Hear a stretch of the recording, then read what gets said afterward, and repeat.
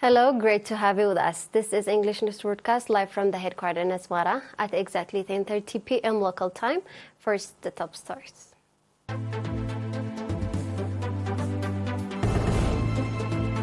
Tour of inspection to developmental sites. Seminar organized to nationals in Juba.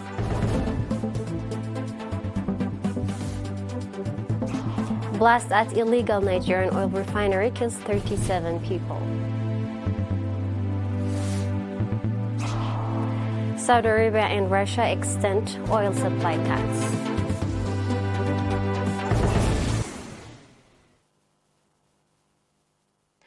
Ambassador Abdullah Musa, accompanied by Brigadier General Takhla Libsu, commander of the Popular Force Command, and other officials in the Ansaba region, conducted tour of inspection to developmental sites in the subzone of Halhal and Asmat.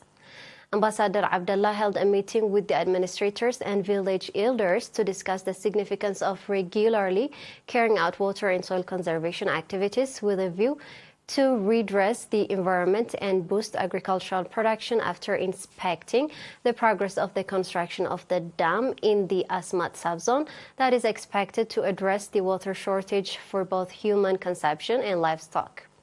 In the Kertzat administrative area, Ambassador Abdullah and his entourage also visited educational and healthcare facilities. There, they discussed with the relevant parties about the state of the teaching and learning process and public health service.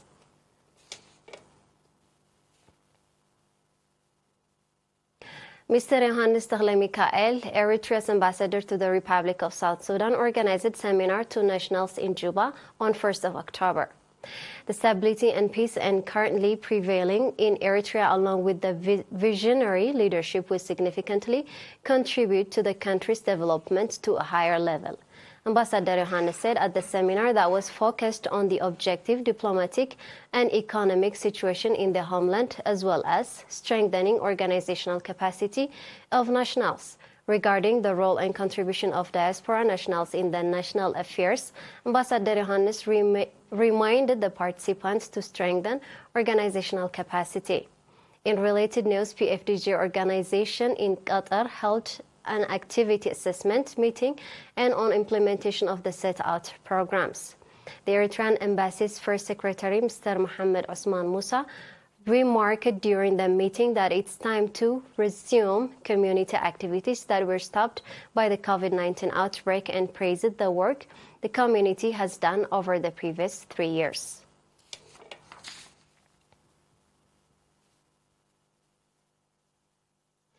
The Ministry of Tourism branch in the Southern Red Sea region organized a tour to historical sites to staff members of various line ministries in the region in connection with the World Tourism Day.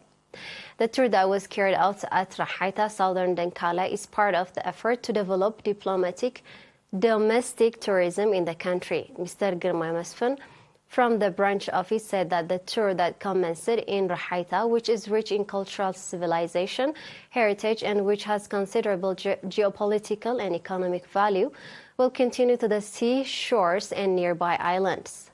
When welcoming the tour participants, Sultan Abdul Khair Daud of Rahaita emphasized the importance of the trip in helping the visitors better understand their own history and urged increased participation in heritage preservation. The tour, according to the participants, will significantly contribute in deepening their understanding of the region's rich cultural and history. They also advocate for the organization of similar tours to other historical sites in the region.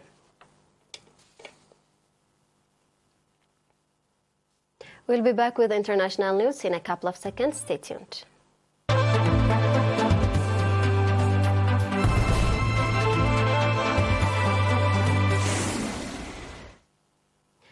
At least 37 people, including 2 pregnant women, were burned to death after a blast at an illegal oil refinery in southern Nigeria, a local security officials and community leaders said on Tuesday.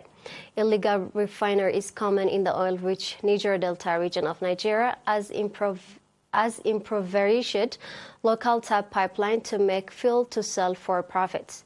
The practice, which can be as basic as boiling crude oil in drums to extract fuel, is often deadly. The latest incident happened in the early hours of Monday in the Juba community. In River State, Rufus welcomed the head of security in the community said. A witness saw charred remains of 15 people at an open space surrounded by burned palm trees and motorbike, adding that 35 people were caught in the fire. 2 of them who were lucky to escape also died this morning in hospital. Nigeria has for years tried to clamp down on illegal crude refineries with little success, in part because powerfully connected politicians and security officials are involved. Local environment groups say crude oil theft, pipeline vandalism, and legal battles over oil spills are pushing oil majors operating in Nigeria to sell their offshore and shallow water assets to concentrate on deepwater operations.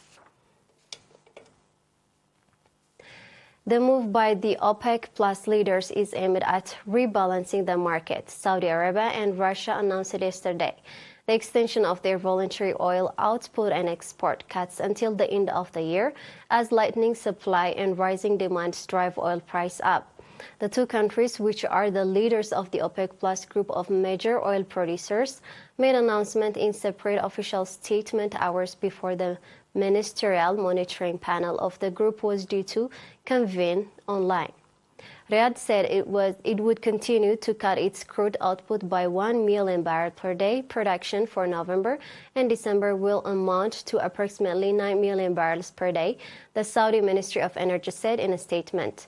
At the same time, Russian Deputy Prime Minister Alexander Novak reaffirmed that Moscow would continue to curb its oil exports by 300,000 barrels per day until the end of the year. On top of earlier cuts made with fellow OPEC Plus nations, he added that Russia will review the decision next month after analyzing the market. Now we have a quick recap of the top stories.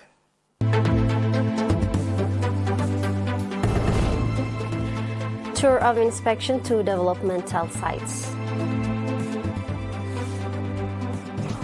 Seminar organized to nationals in Juba.